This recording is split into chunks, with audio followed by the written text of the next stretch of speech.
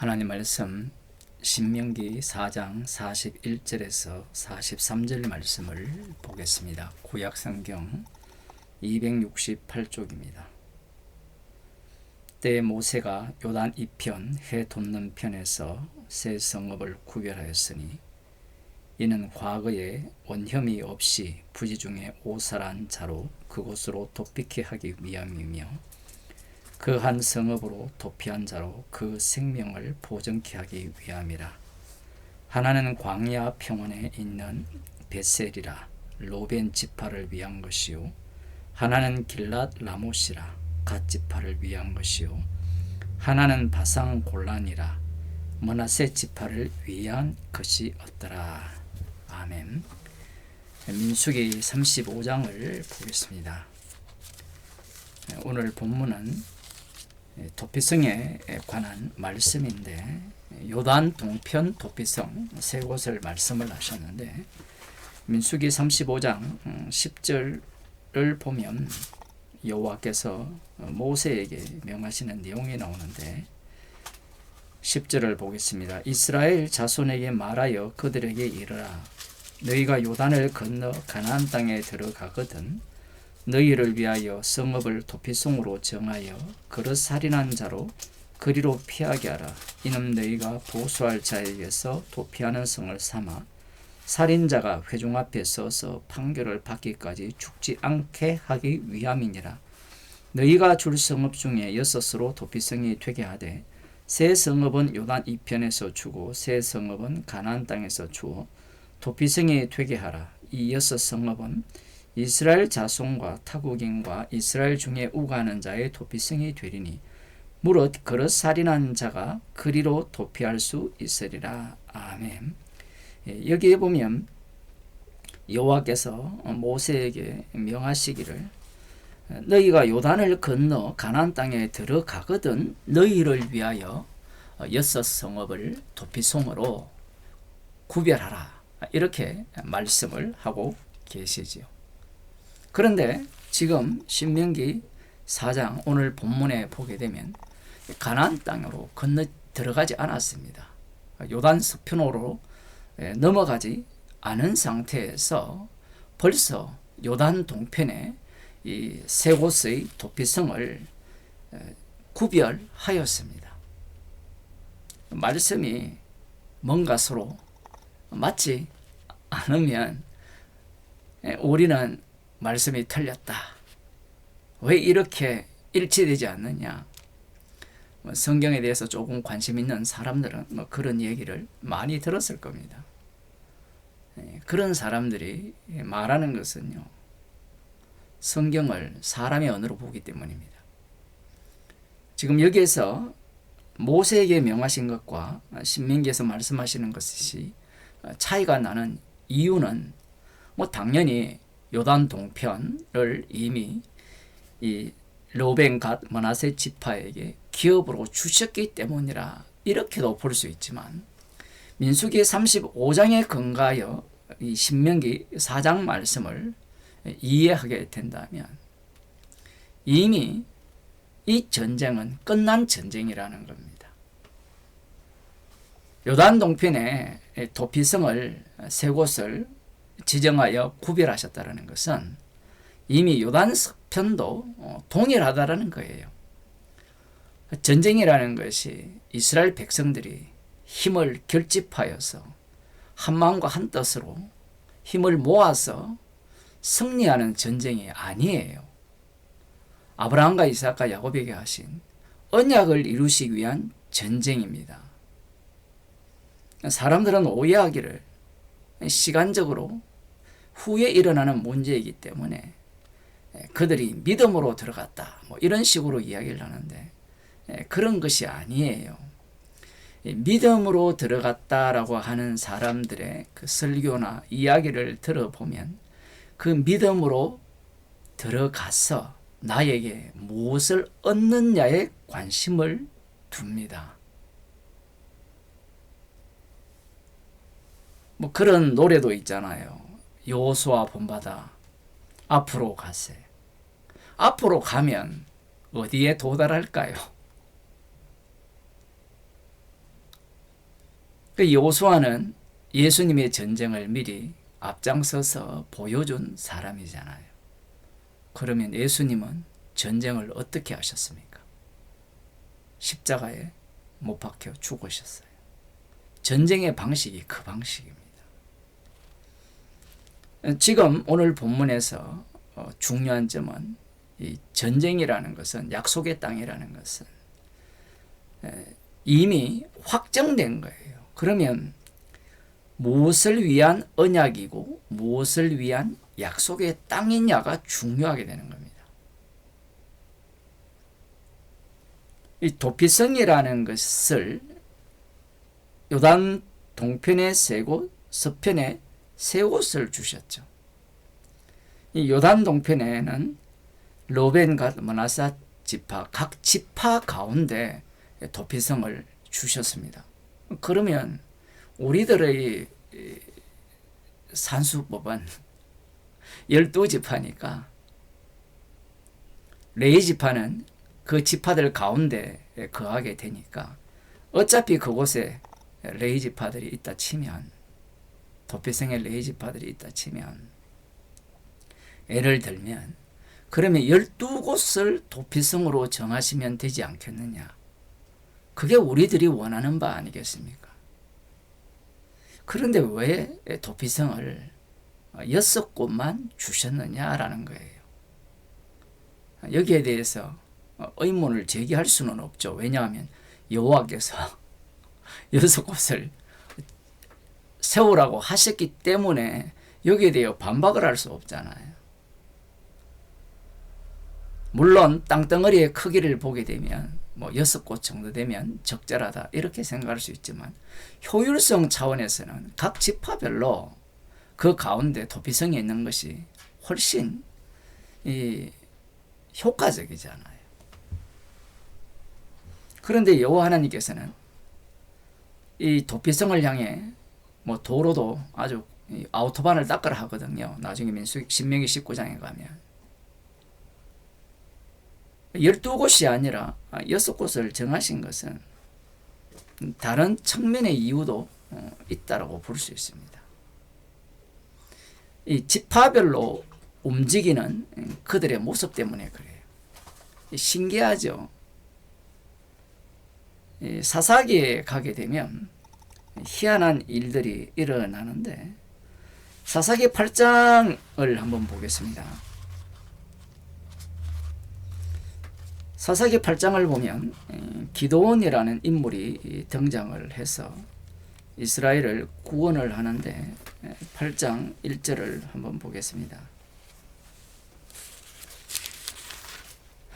25절부터 보면, 또 미디안 두 방배 오렙과 스앱을 사로잡아 오렙은 오렙바위에서 죽이고 스앱은 스앱 포도주 틀에서 죽이고 미디안 사람을 추격하고 오렙과 스앱의 머리를 가지고 요단 저편에서 기드온에게로 나아오니라.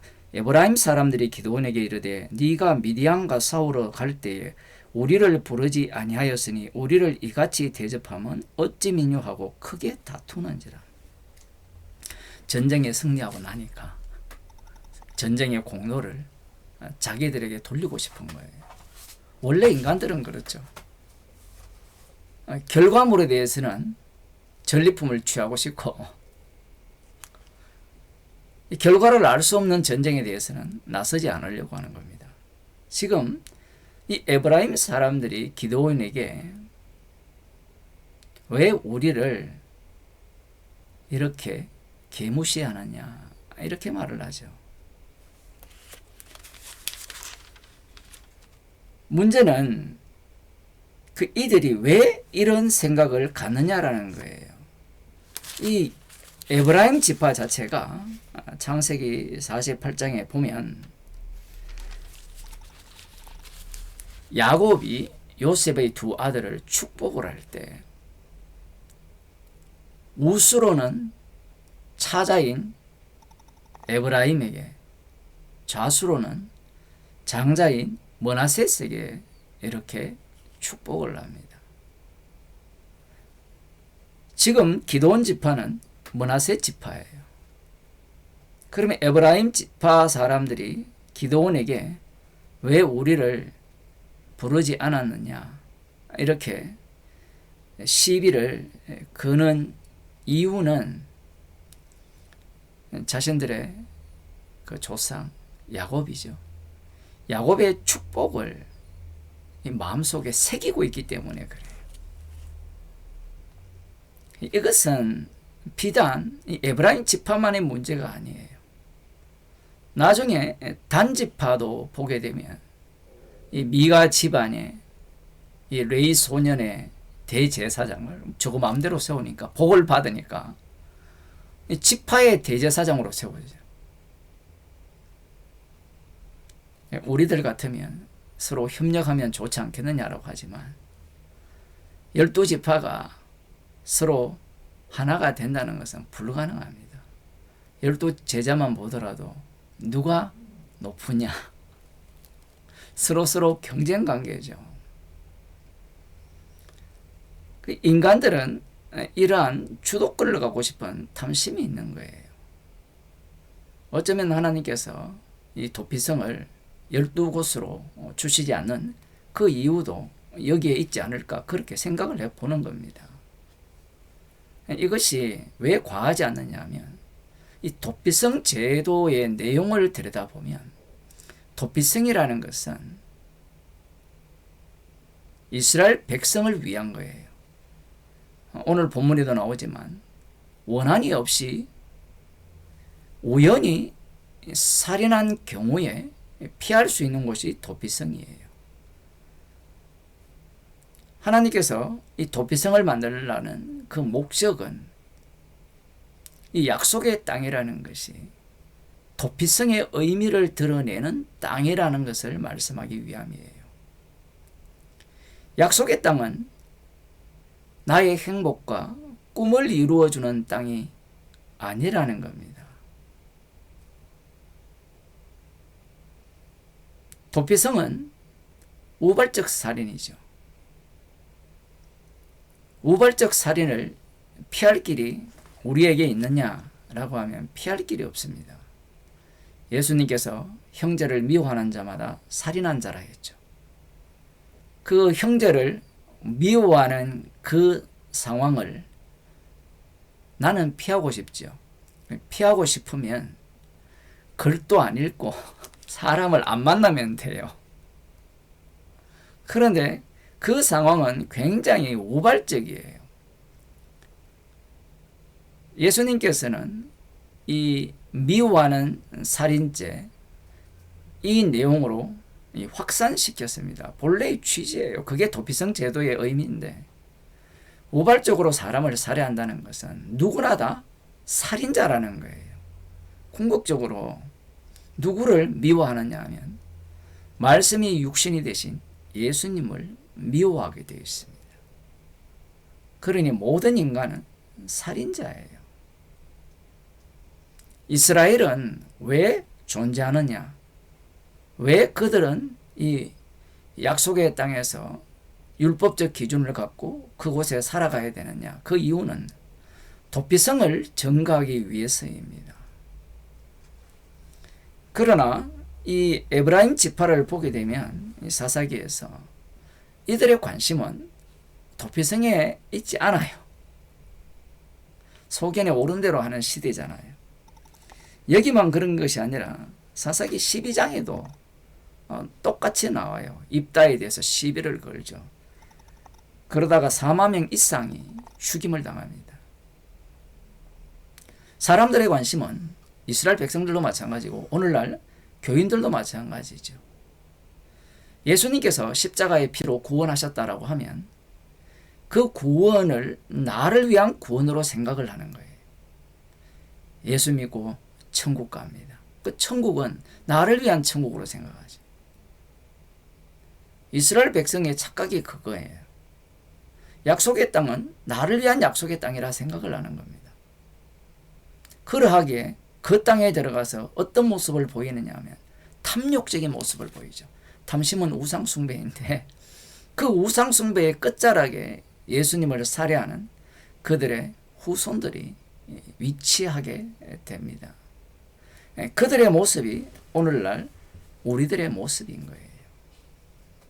우리가 신약 시대를 살면서 이 구약을 계속 봐야 하는 이유는 구약 자체가 그리스도 안에 들어왔기 때문에 그래요.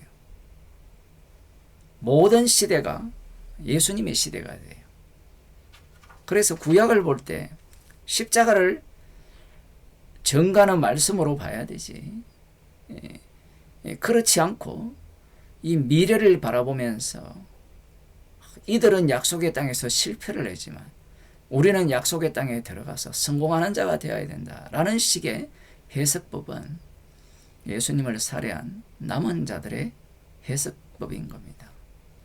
이들도 마찬가지죠. 요단 동편에 도피성을 마련하신 이유는 너희들이 먼저 이 기업을 얻었지만 이 기업이라는 자체가, 땅이라는 자체가 살해자 때문에 대신 죽임을 당하는 대제사장, 그를 위해서 존재하는 주신 기업이요 이스라엘이라는 겁니다. 독특하게도 도피성이 6개가 있지만 그 도피성 6곳은 모두가 다 대제사장의 죽음의 영향권이 있어요.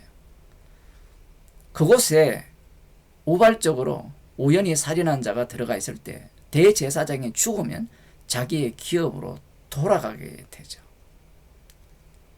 결국 이스라엘은 이 도피성을 위해 있는데 참으로 희한한 것은 이 도피성의 혜택을 받을 자와 받지 못할 자를 나누고요.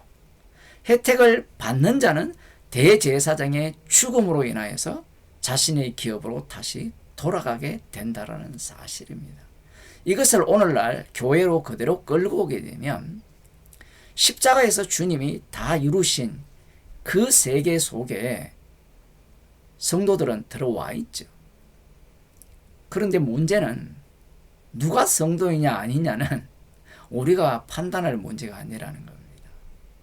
아나니아와 삽비라가 들통났기 때문에 그들이 성도 아니라고 우리는 단호하게 말할지 모르지만 오늘날 그 정도의 헌금을 하는 사람들이 있다면 누가 믿음이 없다라고 하겠습니까? 어떤 모임에만 빠지지 않고 참석해 보세요. 그러면 그 사람은 그 모임의 지지자요. 거기에서 설교를 하는 사람이 있다면 그 설교를 인정하는 사람으로 보지 않겠습니까? 주님을 속일 수가 없는 거예요. 왜냐하면 이 교회라는 자체가 사라지는 교회거든요. 소멸하는 교회입니다. 그 의미를 사람들은 잘 모르는 것 같아요. 소멸하는 교회를 내가 믿는다. 그건 의미가 없어요. 주님이 지금 또 친히 심판주로서 다스리는 곳이 교회예요.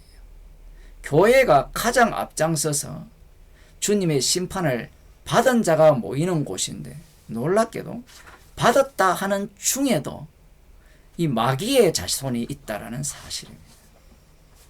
멸망의 자손이 태어나지 않았으면 좋을 뻔한 사람들이 이 속에 그대로 있다라는 거예요. 이런 말씀을 드리는 이유는 겁을 주고자 함이 아니라 십자가에서 끝났기 때문이에요. 끝났는데 인간들은 이 말씀의 조각들을 끌어모아서 자기 구원의 확실성을 보장받고자 하는 겁니다. 그래서 구약을 보게 되면 계속해서 떨어버리죠. 만드시고 떨어버리시고 새롭게 태어나게 하시고 또 떨어버리시고 그런 식으로 주님께서 일을 하시는 겁니다. 만일 이 도피성을 우리의 땅을 영구히 보존케 하기 위한 도피성이라고 착각을 하게 된다면 가차없이 도피성으로 인하여서 이스라엘은 멸망하게 됩니다. 그 기능을 그대로 보여주기 때문에 그래요. 의도적으로 살해하는 자가 되는 거예요. 기도하겠습니다. 하나님 아버지, 주께서 이미 십자가에서 다 이루셨기에 주님의 전쟁에 저희들을 군사로 불러주심을 감사드립니다. 십자가의 다 이루신 일들을 우리의 육체 가운데서 죄가 드러나게 하시고 도무지 내가 감당할 수 없는 악의 사로잡힘 속으로 집어넣으시고 십자가만 자랑케 하는 자로 날마다 몰아가게 하심을 감사드립니다. 나를 위한 구원이 아니기에 날마다 우리를 소멸케 하시고 부인케 하셔서 십자가의 피만이 오롯이 증거되는 주님의 증인으로 살아가게 하여 주옵소서. 예수님 이름으로 기도드리옵나이다. 아멘.